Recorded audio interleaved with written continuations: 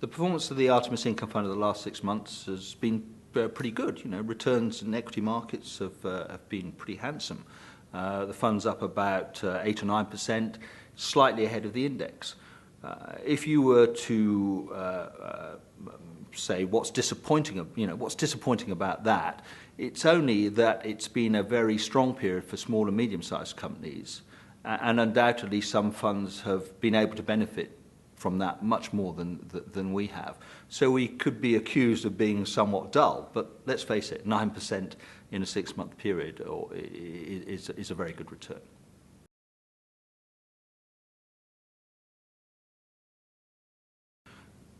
The big differential between small and mid-cap doing much better than their larger brethren over the last 6 months, well, it's been over the last 2 years, in fact. Why aren't we sort of invested in there and enjoying that? Well, the first fundamental reason is about valuation. The fact is that we aim to deliver a high and consistent income to our investors. And just the very stepping into that small and mid-cap arena means that we only have much lower yields available. So it would almost precipitate a dividend cut to the fund, and we don't want to do that.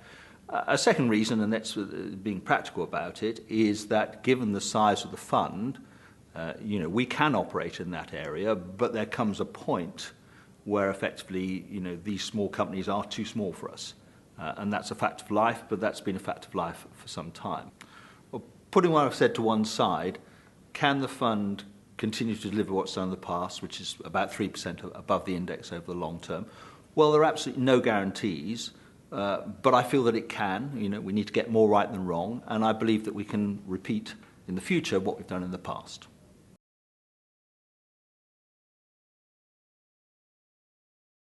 The outlook for dividends I'd describe as reasonable.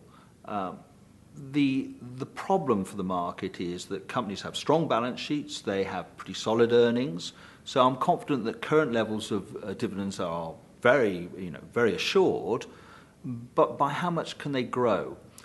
And the issue is there. We've been waiting for 2 or 3 years now for companies to really start growing their earnings.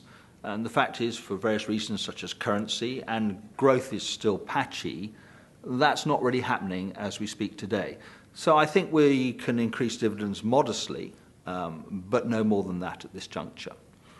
When we look at the fund, in the short term we've had 2 headwinds. The one I've just mentioned is currency. Quite a proportion of our fund has its dividends paid in dollars, and the currency has worked against us there, so that's had a slightly depressing effect. And then we've actually as we have in an income fund from time to time, 1 or 2 issues, and Royal Sun Alliance has been an issue for us where the dividend has been cut. So, yes, I think we can continue to grow dividends, but I wouldn't like us to get too carried away about the growth rate from here.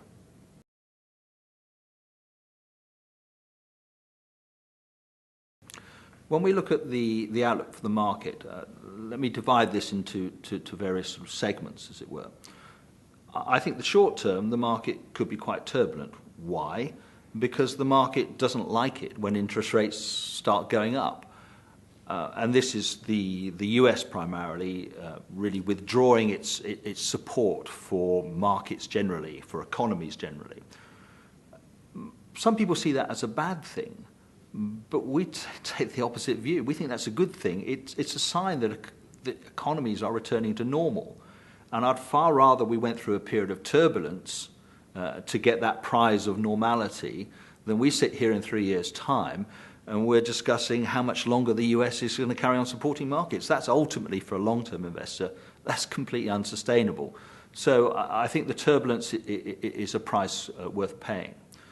The other side that makes us cautious is, as per my comment on dividends, that companies are in good shape, but they really are struggling to grow, and many of them already have pretty high margins.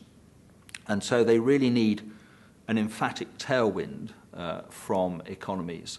And they're not getting that. They're getting the odd sort of breeze behind them here and there, and the odd headwind, and the net of that is that we're not growing very much.